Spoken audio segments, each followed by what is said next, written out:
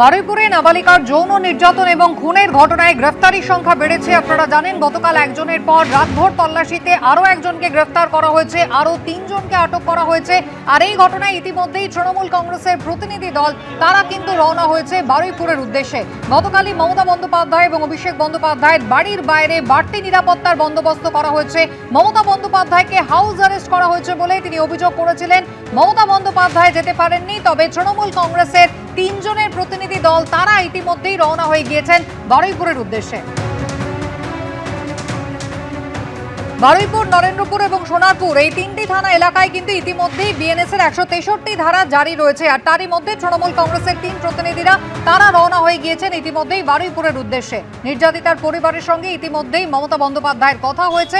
আজ সেই পরিবারের সঙ্গে সাক্ষাৎ করতেই কিন্তু তৃণমূলের প্রতিনিধি দল তারা এগোচ্ছেন।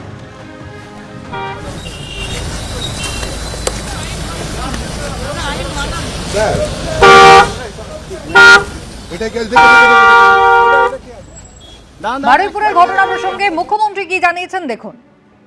জঘন্যতম ঘটনা, সিট গঠন হয়েছে।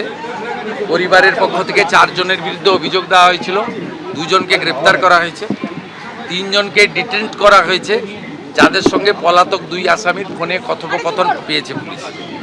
পুরো আইজির নেতৃত্বে পুলিশ, এসটিএফ সবাই কাজ করছেন। ওনার পরিবার যা যা চেয়েছেন সরকারের কাছে সেই কাজ সরকার করছে।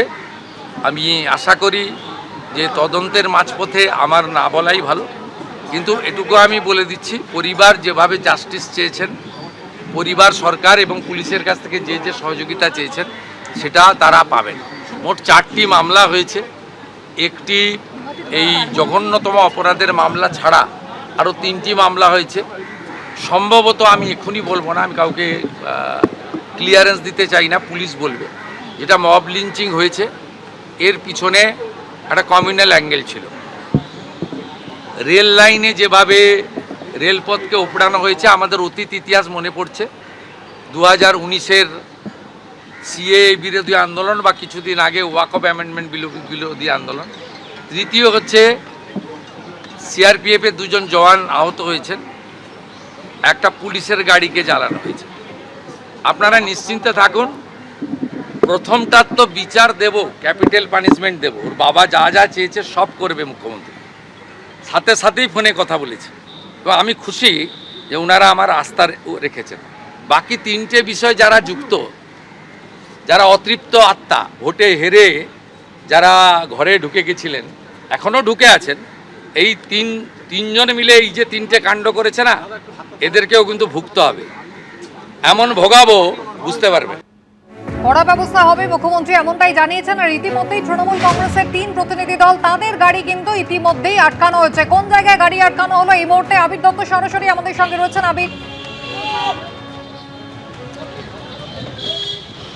দেখো, এই মুহূর্তে আমরা দেখলাম বেশ কিছুক্ষণের জন্য গাড়ি আটকে দেওয়া হয়েছিল এবং পুলিশের তরফ থেকে সরাসরি জানানো হয়েছে যে তাদের যা ইনস্ট্রাকশন আছে সেই অনুযায়ী তারা আটকেছেন।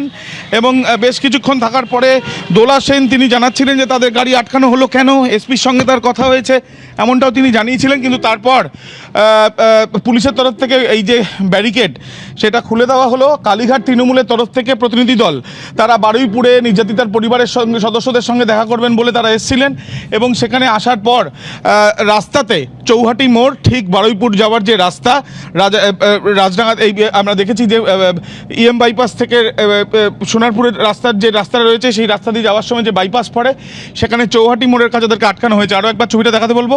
পুলিশ কিছুক্ষণ আগেই, বেশ কিছুক্ষণের জন্য আমরা দেখলাম পুলিশের সঙ্গে দোলা সেনের বদানুবাদে একটা পরিস্থিতি তৈরি হয় এবং তারপর কিন্তু ব্যারিকেড খুলে দেওয়া হয়েছে ইতিমধ্যে বারুইপুরের উদ্দেশ্যে কালীঘাট তৃণমূলের প্রতিনিধি দলের সদস্যরা।